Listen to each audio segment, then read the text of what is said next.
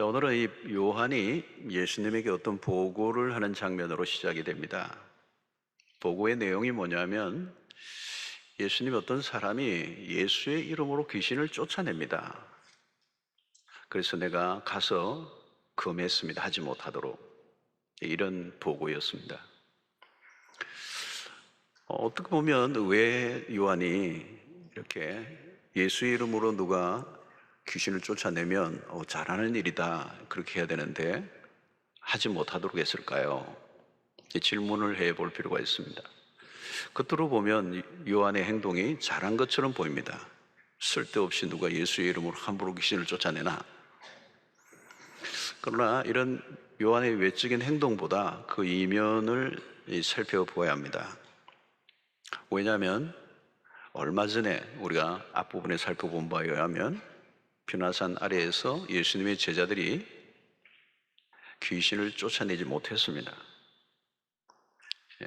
자신들은 못했는데 예수를 따르지 않는, 또 예수의 제자에 속하지 않은 사람들이 그 일을 해냈다는 것에 뭔가 감정이 올라왔던 것 같아요.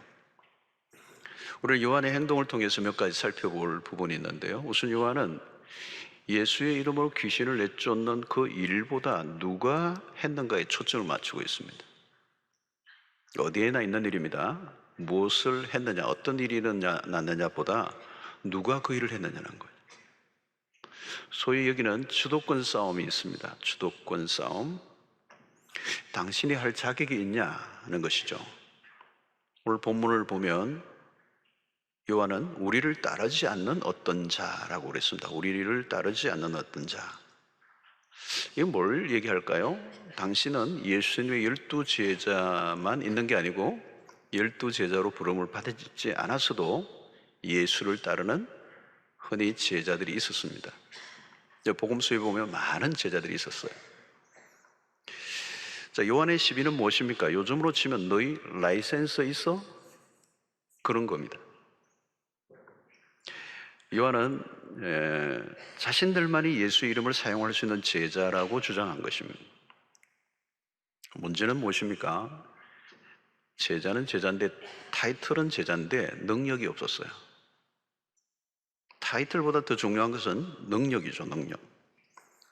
그래서 자기는 능력이 없는데 능력을 행하는 사람을 보니까 불편했던 것이죠. 그리고 제자들의 위치가 흔들리는 것처럼 여겼습니다.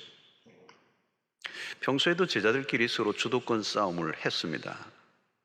그런데 제자가 아닌 아웃사이드에 있는 사람이 능력을 나타내니까 자신들의 자리를 흔드는 것처럼 여겼죠. 위협을 느낀 것입니다. 여기서 우리는 제자들의 연약한 모습을 보는데요, 여전히 인간적인 생각에 몰두해 있습니다. 정상적인 사람들이라면, 제자들이라면 어떻게 합니까? 그 일이 하나님이 하신 일인가를 먼저 물어봐야 합니다. 또 제자로서 무능력한 자기 자신들을 회개해야 합니다. 다른 사람이 능력 행한 것에 시비를 걸 일이 아니죠. 그런데 요한은 그런 사사로운 자기 감정에 매여서 그들을 못하게 했습니다. 우리는 여기에서 요한의 이 당파적인 모습을 보게 됩니다. 어디를 가나 집단적 그룹을 형성하죠. 이 요한은 배타주의적이고 독선적인 모습을 드러내고 있습니다.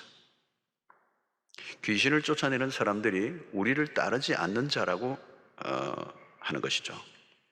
우리의 그룹에 들지 않았다는 것을 강조합니다. 본래 여러분, 이런 모습은 당시 제도권에 속한 바리새인들이나 서기관들이 하는 행동입니다. 당시 제도권의 종교 지도자들은 당파적이었습니다. 거대한 종교적인 힘을 가진 그들은 예수님과 제자들을 배척했습니다. 소위 말하면 기득권이었습니다. 종교적 기득권자들. 예수님의 시대는 다양한 그룹들이 형성되어 있었습니다. 역사가 요세푸스에 하면 예수님 당시에 바리새인, 사두개인, 그리고 에센파의 사람들, 모두가 종교적인 치열한 경쟁을 했습니다. 특히 에센네파와 바리새파 사이의 경쟁이 치열했습니다. 에센네파는 누군가 하면 바리새파에서 분리되어져 나간 바리새파보다 더 극단적이고 급진적인 사람들입니다. 우리가 잘 아는 것처럼 바리새파라는 말은, 바리새인이라는 말은 구별된 자라는 의미입니다. 매우 특징이 폐쇄적인 공동체입니다. 사람들은 끊임없이 그룹을 만들고 그룹 안에 속하기를 원합니다. 내가 어디에 속했는가가 결국 정체성을 결정하죠. 그룹을 만들고 어떤 그룹에 속하는 것은 자연스러운 일입니다. 문제는 자신이 속한 그룹을 지나치게 강조하는 것입니다. 지나치게 우리를 강조하면 거기에는 갈등이 일어납니다. 그리고 심하면 분쟁이 일어나고 더 심하면 폭력화되고 그리고 죽일 수도 있습니다. 특히 종교적인 그룹들은 배타성이 강할 수밖에 없습니다. 진리의 문제를 강조하다 보면 양보할 수 없는 싸움이 벌어집니다. 문제는 진리가 아닌 문제에도 배타성을 드러내는 것입니다. 자신들이 옳다고 여길수록 벽을 더 높이 쌓아 올리는 것입니다. 자, 이런 우리가 잘 아는 것처럼 고린도 교회도 파벌이 많았습니다. 그러니까 바울파가 있었고 아볼로파가 있었어요. 다양한 파들이 있죠. 우리가 흔히 그런 얘기합니다. 어떤 교회가 싸우는데 파가 있는데 한 파는 예수파, 그리고 한 파는 그리스도파. 누가 이길지는 모르겠습니다. 초대교회 안에서도 일어났습니다. 히브리파와 헬라파의 갈등이 첨예했습니다. 항상 그렇습니다. 이 동아리 의식이라는 게죠. 팔이 안으로 굽는다. 우리라는 울타리 의식이 너무 강하면 배타성이 강해집니다. 여러분 38절 오늘 자세히 보면요, 요한이 우리라는 단어를 3번이나 사용하고 있습니다. 우리 의식이 너무 강한 거예요. 안타깝게도 제자들은 우리를 강조하면서 일종의 텃세를 부리고 있습니다. 당시 기존의 종교 그룹들이 행사하던 그런 모습이에요. 힘으로, 그죠? 종교적인 기득권, 그 힘으로 예수님을 누르던 그 방식을 제자들이 지금 사용하고 있는 거예요. 어떤 사람이 기선을 쫓아내지 못하도록 금지했다, 금지. 일종의 이것은 어떤 그런 텃세, 기득권을 행사하는 것입니다. 예수의 이름에 특급권을 따낸 사람들처럼 행동하고 있는 것입니다. 여러분, 예수의 이름은 특정인의 전유물이 될 수가 없습니다. 우리는 같은 교회 안에서도 우리라는 울타리에 갇힐 수가 있습니다. 우리 사랑방, 우리 목자, 귀하죠. 근데 이걸 너무 강조해버리면 공동체 전체의 하모니를 깰 수가 있습니다. 우리가 아닌 사람들이 하는 것을 부정적인 시각으로 평가하게 됩니다. 죄성이 끼어들면 분명히 선한 일을 하는데도 내가 아닌 다른 사람이 하는 것을 비난하는 것입니다. 여기는 시기심이 끼어들게 되고 괜히 심술을 부리게 됩니다. 지금 요한은 잘못된 열심을 드러내고 있습니다. 여러분, 시기심을 가진 사람들은 대개 열심이 있는 사람들입니다. 열심이 없으면 시기도 없습니다. 근데 시기심이 있다는 말은 열심이 있는 사람들. 근데 잘못된 열심인 것이죠. 자, 오늘 이런 요한의 행동에 대해서 주님이 보이신 반응을 우리가 잘 보아야 합니다. 40절의 말씀인데요. 우리를 반대하지 않는 자는 우리를 위하는 자니라. 지금 요한은 저 사람들을 못하도록 금지하고 있는데 예수님은 우리를 반대하지 않으면 우리를 위하는 사람이야. 그 말 이유가 없다는 것입니다. 예수님은 굉장히 폭이 넓으신 분이십니다. 나를 노골적으로 반대하지 않으면 다 우리 편이야. 얼마나 폭이 넓으신 분입니까? 나를 반대하지 않으면 괜찮아. 당신의 이름으로 능한 일을 행하는 사람이라면 당신의 이름을 비방할 리가 없어. 예수님의 논지입니다. 누가 그 이름을 사용하든 하나님의 나라의 일이 드러난다면 막을 이유가 없다는 것입니다. 그런데 요한이나 제자들은 옹졸했습니다. 시기심이 발동을 했어요. 내가 하지 못한다고 다른 사람도 안 해야 합니까? 도리어 반대해야 되죠. 내가 못하더라도 다른 사람이 잘하면 지지해 줘야 돼요. 우리 교회가 못하는 일을 옆에 다른 교회가 열심히 하면 박수를 쳐주면 되는 거예요. 이 시기심이 유치원이나 시장터에서 일어난 것이 아니고 제자들에게서 드러났습니다. 이 시기와 질투라는 것은 죄성에 아주 숨어있는 은밀한 우리의 죄성이에요. 나의 실패보다 더 가슴 아픈 것은 다른 사람의 성공이라는 것. 지금 누가 보아도 하나님의 역사가 예수의 이름으로 드러나고 있습니다. 그런데 이상하게 마음이 불편한 거예요. 배가 아픈 거예요. 여러분, 영문도 없이 배가 갑자기 아프면 원인을 알아보셔야 돼요. 항상 이게 벌어지는 거예요. 너가 왜 그 일을 해? 왜 우리가 할 일을 너희가 하냐? 누가 주체를 하느냐? 어느 교회에서 하느냐? 왜 우리의 영역을 침범하느냐? 여러분, 선교지에서도 선교사님들이 이 영역 싸움을 할 때가 많아요. 별것 아닌 것들로 먼저 온 분들이 기득권을 주장하는, 때로는 사역을 못하도록 방해하기도 하는 것. 자신들이 하지도 못하면서 다른 사람들도 못하게 하는 것이죠. 나쁜 심성입니다. 자, 우리는 이 요한 말고 세례 요한을 한번 봐야 돼요. 여러분 다 아시죠? 요한과 세례 요한은 다른 사람이라는 거. 세례 요한을 보면 요한과 달라요.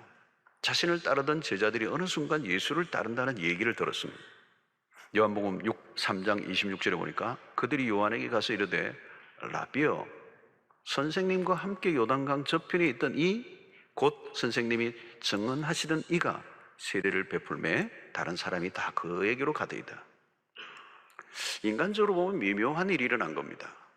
세례 요한의 무대였죠. 많은 사람들이 세례 요한을 향해 몰려들었습니다. 사람들이 뭐 요즘으로 치면 그야말로 팬덤 현상이 일어난 거예요. 대세였습니다. 그런데 갑자기 예수님의 등장으로 분위기가 달라진 거죠. 세례 요한에게 집중했던 사람들이 마음이 흔들리면서 예수에게로 마음이 막 옮겨지는 거예요. 급기야 이 세례 요한의 제자들마저도 예수님을 따라가고자 하나둘 세례 요한을 떠나기 시작한 겁니다. 여러분, 이때 세례 요한의 마음이 얼마나 흔들렸겠어요.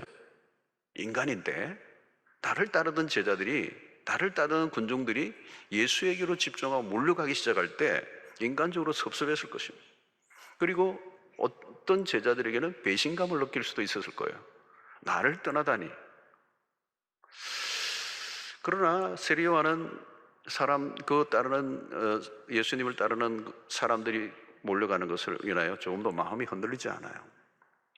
3장 27절에 보면 이렇게 얘기합니다. 요한이 대답하여 이르되 만일 하늘에서 주신 바 아니면 사람이 아무것도 받을 수 없느니라. 이 말은 그 모든 일을 하나님이 하신다는 걸 인정한 겁니다. 세례 요한은 하나님의 뜻에 집중했습니다. 그리스도를 경쟁적 관계로 보지 않았습니다. 그리스도의 사역은 자신의 사역과 분리된 게 아니에요. 만약에 그리스도를 부정하면 자신의 존재도 부정하게 되는 거예요. 세례 요한은 네 편 내 편의 개념을 가지고 있지 않았습니다. 왜 그런가 하면 큰 그림을 본 사람이에요. 세례 요한은 하나님의 나라라고 하는 큰 그림을 본 사람이에요. 이 관점이 다르죠. 바울 사도도 비슷한 경험을 했습니다. 그가 옥중에 갇혀 있을 때 빌립보 교회 안에 일어났던 상황입니다. 사도 바울이 옥에 갇힘으로 인해 은근히 좋아하는 이상한 인간들이 있었어요. 아마도 그는 바울 때문에 자기의 존재감이 가려져 있던 사람들이에요. 날 바울하고 바울이 다 모든 걸 하니까 그게 치여서, 그게 눌려서 빛을 보지 못했던 사람이 바울이 감옥에 갇히니까 은근히 대놓고는 묻지는 못하지만 손을 가리면서 웃는 사람이 있습니다.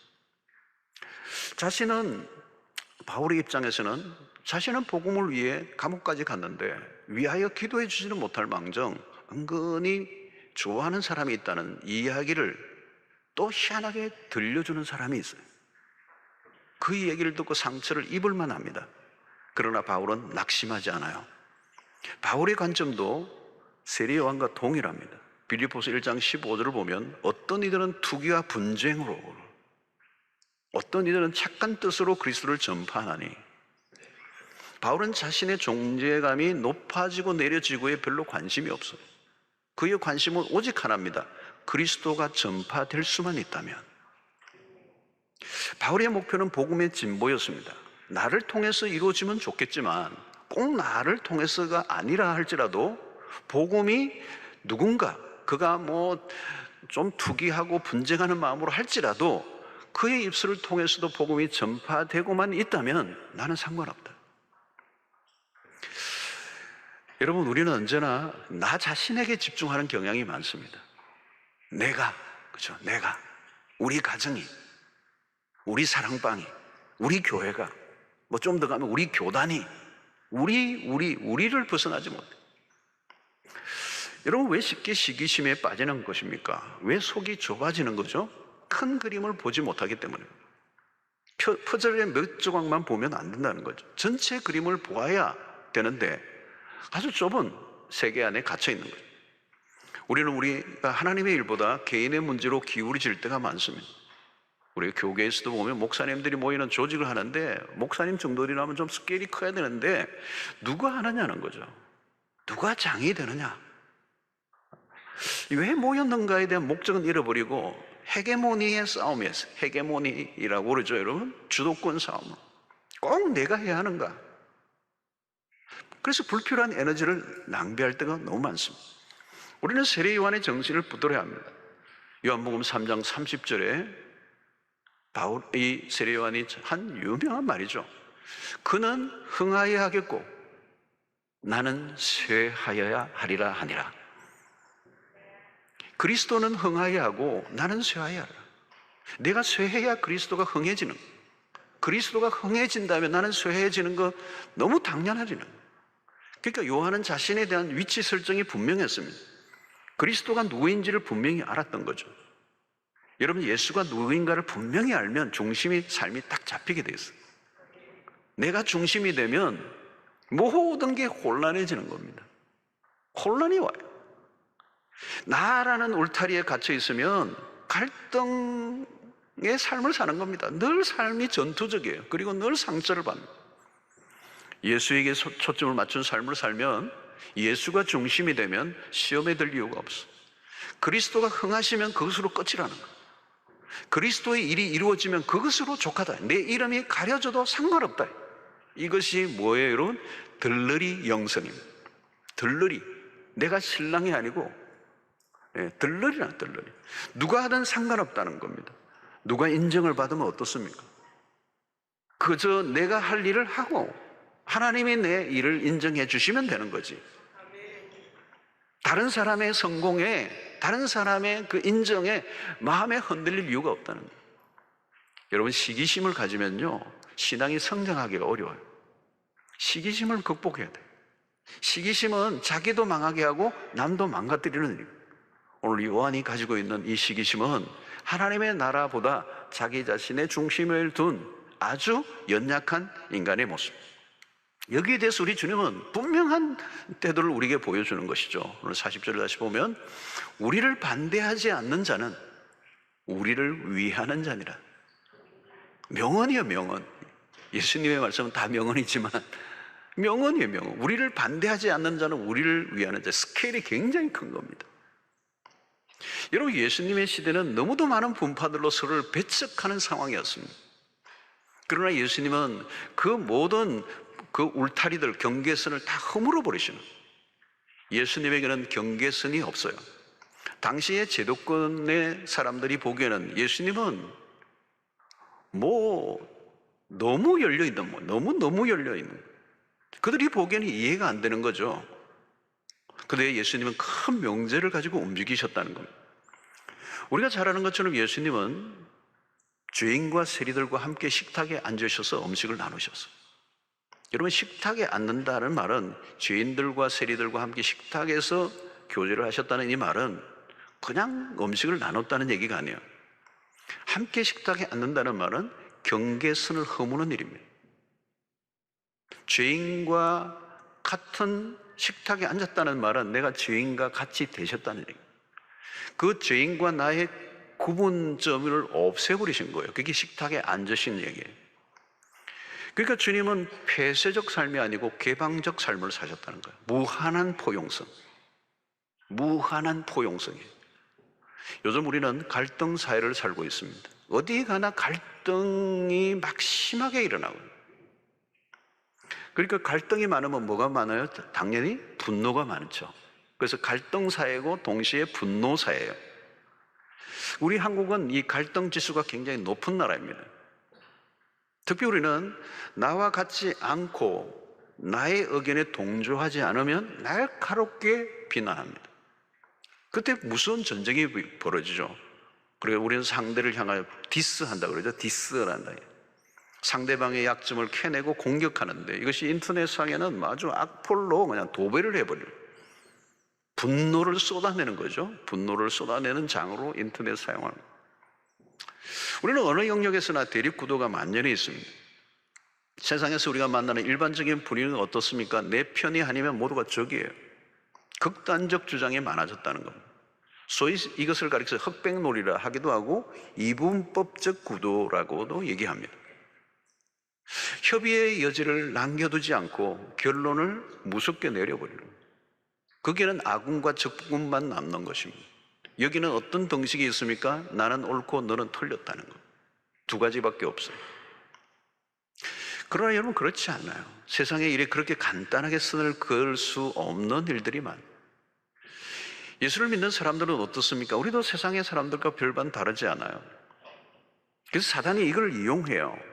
그래서 하나님의 백성들이, 성도들끼리, 교회들끼리, 때로는 교회 안에서 성도들끼리 싸우게 만드는, 아군을 적군으로 오해하게 만드는. 여러분, 함께 신앙생활을 하다 보면 관점이 다를 수도 있고 생각이 다를 수 있습니다. 때로는 교리적으로 신학적인 차이가 있어요. 때로는 이념적으로도 차이가 있을 수가 있습니다. 그러나 저건 아니에요. 우리가 예수를 믿는다면 관점을 줄이고 그 관점의 차이를 줄여가는 인내와 수고가 필요해요. 여러분, 우리가 이 교회 안에서도 이념적으로 다양한 분들이 모여 있습니다. 우리 교회만 해도 입장 차이가 다양해요. 보수도 있으실 거고 극보수도 있으실 것이고 중도 보수도 있으실 것이고 진보도 있을 것이고 극좌들도 있을 것이고, 나이 따라 지역에 따라 달라질 수도 있습니다. 어떤 이슈에 대해서 우리는 설문지를 돌린다면 아마 어마어마하게 갈라질 거예요. 여러분, 근데 우리가 하나로 똑같은 통일된 것으로 만들려고 하면 그건 북한이 될 것입니다. 관점의 차이는 있을 수 있습니다. 그러나 우리는 강요하고 억압하죠. 어디에 속하라고. 그러나 여러분, 그리스도인들은 오직 하나에서 일치를 경험할 수 있습니다. 많은 차이에도 불구하고 우리가 하나로 귀결될 수 있는 일치점을 찾을 수 있는 것은 예배를 시작할 때 여러분들이 고백하는 신앙 고백입니다. 사도신경이에요. 여러분, 사도신경이 이게 그냥 만들어진 게 아닙니다. 그걸 우리가 그냥 암송하는 게 아니고 이걸 우리의 신앙의 고백으로, 크리에이드로 받아들이는 거, 신조로. 그래서 우리가 사도신경을 고백하는 사람들이 모인 공동체, 그게 교회라고 하는 것입니다. 우리를 묶는, 하나로 묶는, 교파도 다르고 뭐 다양한 나라도 다르고 모든 게 다 달라도 이 신앙 사도신경을 고백하는 교회들은 하나예요. 하나. 그걸 공교회라고 그래요. 그러니까 기준은 예수를 믿는가. 진짜 우리를 하나로 묶는 것은 결국은 예수 그리스도요, 그 복음이라는 거예요. 지금 한국교회는 많은 어떤 갈등, 때로는 이념의 벽 안에 갇혀 있습니다. 통일의 문제도 이념의 논리에 빠져서 해석하기가 쉽지 않아졌습니다. 해결의 기미가 쉽지 않아요. 기미가 보이지 않아요. 여러분, 우리는 그리스도가 우리에게 보여주신 모습을 따라가야 합니다. 그리스도가 우리에게 보여주신 것은 이 복음이 모든 울타리를, 모든 차이를, 모든 경계선을 넘어간다는 거예요. 저는 우리 교회가 지역을 넘어서고 또 교파의 벽도 넘어서고 민족을 뛰어넘고 이념을 복음으로 뛰어넘는 그런 교회가 되기를 원해요. 복음은 모든 경계선을 뛰어넘게 만드는 힘이 있습니다. 저는 진보에 속한 분이든 보수에 속한 분이든 주님을 더 사랑하는 분이 되기를 원하는 마음으로 목양하려고 합니다. 우리가 함께 꿈꾸는 세상은 복음으로 하나 되게 하는 일이에요. 인간이 만든 이념으로는 하나가 될 수가 없습니다. 우리는 분단된 아픔을 겪었습니다. 이념의 대립으로 형제와 친구 사이에도 총을 겨눴던 아픔의 역사를 갖고 있습니다. 그래서 이제 올해로 하면 분단 72년이 되죠. 2년이 되죠. 예, 1년이 됩니다. 엄청난 세월을 지나면서 우리는 이념이 답이 아니라는 것. 인간이 만든 것은 어떤 것이든 모순을 안고 있고 한계를 가지고 있습니다. 답은 십자가밖에 없다는 거예요. 복음은 민족주의의 울타리도 뛰어넘게 만듭니다. 이 민족의 경계를 넘는다는 건 어려운 겁니다. 그러나 여러분, 만약 복음이 민족주의 안에 갇혀 있었다면 우리에게까지 복음이 넘어올 수 있을까요? 못 받았을 겁니다. 요나를 보십시오. 그는 협소한 민족주의에 갇혀 있습니다. 하나님이 분명히 말씀하시고 하나님의 음성까지 들었던 선지자지만 그런 민족주의의 경계를 못 넘어요. 신약의 사도행전에서도 베드로도 마찬가지예요. 하나님께서 계시로 성령을 통하여 아주 분명하게 말씀하셨음에도 불구하고 그는 자기의 민족적 그 카테고리에 갇혀 있는 것입니다. 자기 민족을 사랑하는 것은 당연한 것입니다. 그러나 그것이 지나치면 민족주의가 되고 그 민족주의의 울타리에 갇히면 폐쇄성을 띠게 되는 거예요. 그리고 민족과 민족의 갈등을 만들게 되는 것입니다. 복음은 모든 것을 다 녹이는 용광로입니다. 어떤 갈등과 분쟁도 십자가 안에서 녹아질 수 있습니다. 주님께서 오늘 우리에게 기준을 딱 하나 보여줘요. 나를 반대하지 않는 자라면, 그리스도를 반대하면 할 말이 없습니다.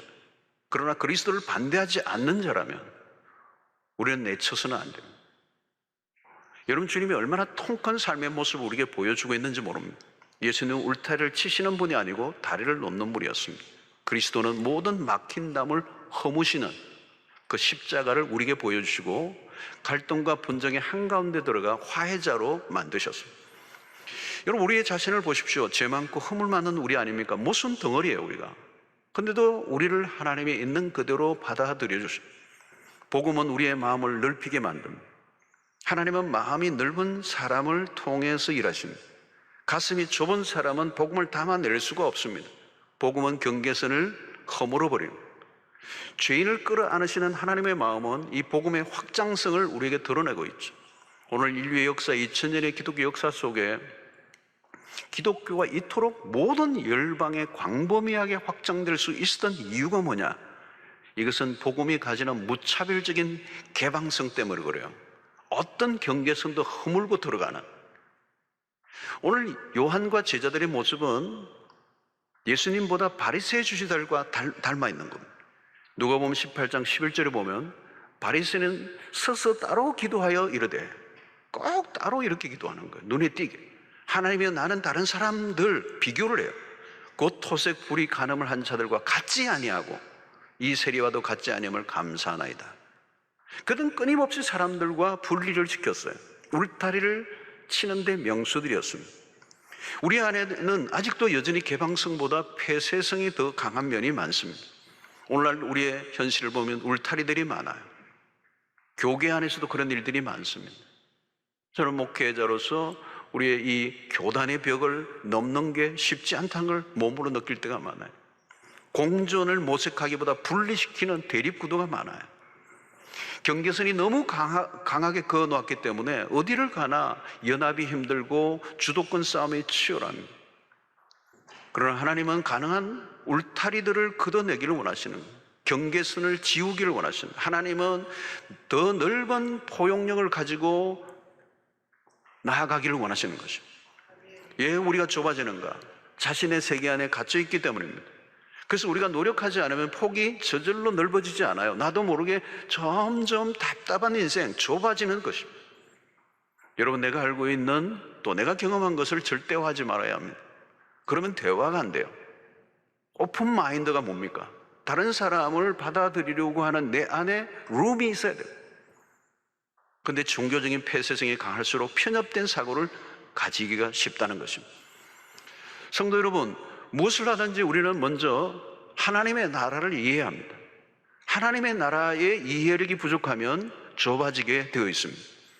우리는 하나님을 위해서 열심히 한다고 하지만 도리어 방해가 될 때가 있습니다. 예수님의 이름으로 귀신을 내쫓는 사람과 예수의 제자라고 하지만 전혀 능력은 없고 주의 일을 하는 사람을 금지하고 있는 이 두 사람을 비교해 보십시오. 요한은 지금 예수를 위해서 하는 것이 아니고 예수의 일을 진짜 방해하는 자는 요한이었다. 예수님에게 가까이 있지만 예수님을 따르지 않을 수 있습니다. 그래서 오늘 요한은 보십시오. 이 본문에 보면 선생님, 우리를 따르지 않는 자라고 했어요. 그들을 향해서 우리를 따르지 않는 자 그래요. 근데 정작 요한이 예수를 따르지 않는 자예요. 예수를 따른다면 예수와 같은 행보를 걸어야 합니다. 근데 이 요한은 당시의 종교 기독전자를 닮아 있는 거예요. 예수를 따르는 사람이 아니었어요. 구분짓고 거절하고 배척하고 자신의 기득권을 확보하는 이 모습은 예수의 제자의 모습이 아니에요. 울타리를 쌓아 올리는 우리의 힘을 과시하는 이 요한의 모습은 그 시대의 종교 지도자들의 모습을 닮은 것이지 예수를 닮은 게 아니에요. 사랑하는 성도 여러분, 하나님은 마음이 넓은 사람을 사용하기를 원하세요. 넓은 마음은 그냥 생기지 않아요. 복음을 바로 이해해야 된다는 거예요. 복음은 협소하지 않아요. 하나님의 나라는 우리가 생각하는 것보다 훨씬 더 거대한 것입니다. 그래서 우리는 그 예수를 따라가야 하는 거죠. 그래서 울타리를 쌓기보다 다리를 놓는 사람, 모든 계층과 계층의 그 사이 안으로 들어가 화해자가 되는 이 개방적 삶을 우리가 살아야 되는 것이죠.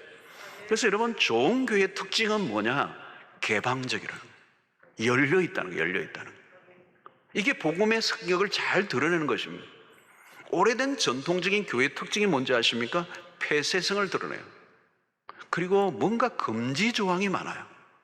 까다로운 규정들을 많이 만들어내요. 그런 규정들을 만들어내는 이유는 뭐냐? 기득권을 보호하는 데 목적이 있다는 거예요. 주님의 개방적인 모습은 파격적인 것이었습니다. 사실 그것은 위험한 일이죠. 당시 서기관들이나 바리새인들로부터 비난을 받을 만한 행동입니다.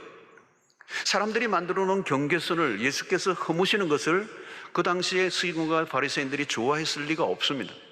결국은 그런 예수님의 모습에 분노하게 되고 마침내 예수를 십자가에 매달게 되는 거예요. 가만히 생각해 보십시오. 여러분, 복음이 이방의 경계선을 넘지 못했다면 우리는 구원을 얻을 수가 없어요. 우리 같은 죄인을 무한하게 품어주시는 은혜가 아니었다면 우리는 여전히 이방인으로 있었어야 돼요. 아웃사이더로 살았을 것입니다. 여러분, 다리 놓는 사람들이 되십시오. 갈등으로 가득한 세상 안으로 들어가 화해자로 사시기를 바랍니다. 때로는 화해자들은요, 오해를 받을 수가 있어요. 다리를 놓는 사람들은 오해를 받을 수가 있어요. 어디에 속하라는 압력을 견뎌내야 돼요. 우리가 어디에 속하면 쉬워요. 속하지 않으면 오해받을 각오를 해야 합니다. 누구를 규정하고 정죄하는 일은 쉽습니다. 그러나 중간에 서서 화해자로 사는 것은 어려운 일이에요. 우리는 무엇을 하든지 큰 틀 안에서 행동해야 합니다. 우리 교회는 46주를 맞으면서 우리 앞선 우리 원로 목사님도 목회하실 때 그 목회 철학을 보면 사역자들에게도 그냥 큰 틀 안에서 다 맡기신 스타일이에요. 죄 짓는 일이 아니면 마음껏 하라. 어느 날 하나님께서 주신 은혜였다는 거죠. 죄 짓는 일이 아니면 마음껏 하라. 그랬더니 마음껏 실수를 하더라고. 그러죠. 이게 뭐예요, 여러분? 커신 거죠. 틀이 커신 거죠. 품이 커신 거예요. 마음껏 사역해 보라. 용납해주는 문화가 있어요. 여러분, 이렇게 많은 성도들이 모여들 수 있었던 힘이 어디 있을까요? 여러분, 우리 교회 성도들을 보십시오. 너무너무 다양합니다. 같은 사람이 없습니다. 대화를 나눠보십시오. 생각이 같은 사람이 있는가? 다 자기 의견이 있고. 저는 호주에 목회할 때도 그걸 경험했습니다. 교회에서는 조용히 계셨던 분인데 신방 가보니까요, 거의 교주급들이 많아요. 막 그냥 교회론을 얘기하고 목회를 얘기하고 막 얘기하는데, 와, 이분들이 다니셨구나. 모든 생각들을 내어놓는데요, 너무너무 다양한 거예요. 여러분, 이렇게 다양한 분들이 모여 있는데 평안하게 46년을 지나왔습니다. 막 난리가 난 교회들이 얼마나 많습니까? 근데 46년 동안 이 다양한 분들이, 이렇게 많은 분들이 모였는데도 평안히 돌아가고 있는 것, 이게 기적이에요. 여러분, 이 다양한 사람들을 다 녹여내는 힘은 무엇일까요? 바로 복음이에요. 복음. 복음의 앵글이 있는 거죠. 복음이 우리를 바꾸는 거예요. 여러분, 금기가 많아지고요, 규정들로 인해서 사람들을 배제시키고 분리시키고 격리하고 경계선을 만들고, 그러면 그것은 복음이 숨쉴 수가 없어요.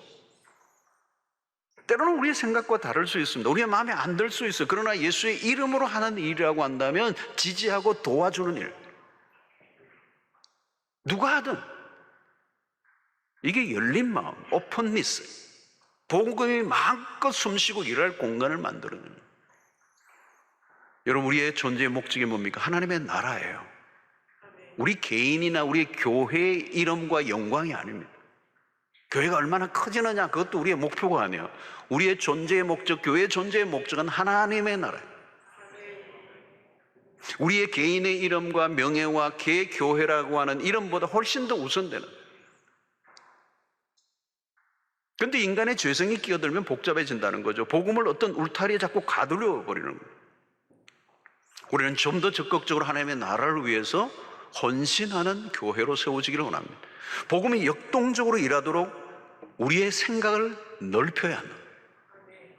성도 여러분, 다른 사람들 때문에 배아파하는 일이 없기를 바랍니다.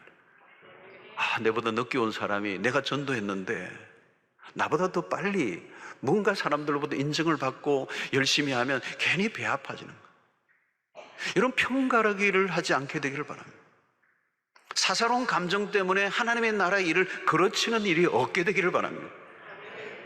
우리 교회가 설립 46주년을 맞았어요. 울타리를 쌓아 올리는 교회가 아니라 다리를 놓는 교회로 쓰임 받게 되기를 원합니다. 우리 교회가 하고 있는 특이한 사역 가운데 하나가 우리 젊은 목회자들을 섬기는 사역을 우리 교회가 하고 있습니다. 제가 격주로 월요일마다 하는 사역입니다. 이 사역자들은 담임 목사님들, 40대 담임 목사님. 근데 전국에서 지역을 초월해서 모여요. 그리고 중요한 것은 교단을 벽을 넘어서 초교파적으로 모여요. 다양한, 어떤 때는 11개의 교단의 목사님들이 모여요. 다양한 교파의 목사님들이 다 지원을 해서 이 1년의 과정을 이제 하게 되는데, 하나님께서 제게 주신 마음 가운데 하나예요. 교파의 벽을 넘는 것. 이 교단의 벽을 넘는 것도 쉽지가 않아요. 우리는 어떤 우리라고 하는 그 경계선 안에 갇혀서 주님의 크신 역사와 일들을 보지 못할 때가 많이 있습니다. 아무튼 우리 교회가 이 시대 속에 경계선을 허물고 복음을 가지고 갈등과 대립의 난무한 이 세상 한가운데 화해자로 설 수 있게 되기를 바라고, 하나님의 나라를 위하여 경계선 없이 복음의 정신으로 하나님의 교회가 더 이 역사 속에, 시대 속에 쓰임받는 은혜가 있게 되기를 기대하는 마음입니다. 우리는 소외된 이웃을 품고 우리의 민족을 품어내는 역사가 일어나야 돼요.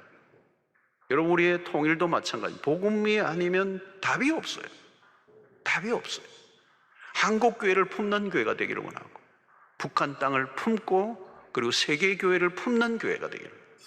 우리 교회는 11개 여러 민족의 여러 나라의 예배가 있어요. 11개 나라의 예배들이 있는, 영어권부터 시작해서 쭉 우리 네팔까지, 베트남, 필리핀, 이런 나라들의, 인도네시아, 많은 나라들의 예배를 드리고 있어요. 이제는 그 예배로 끝나지 않고 또 저의 설교를 그 언어로, 그 나라의 언어로 해서 매주일 그 나라로 송출하고 있어요. 우리 교회가 지역을 넘고 민족을 넘고 교파를 넘고, 그리고 세대 간과, 그리고 때로는 이념과 모든 그 경계선을 뛰어넘어 복음이 원초적으로 들어가 하나님의 나라를 회복시키는 일에 우리 아름답게 쓰임받게 되기를 원합니다. 복음이에요.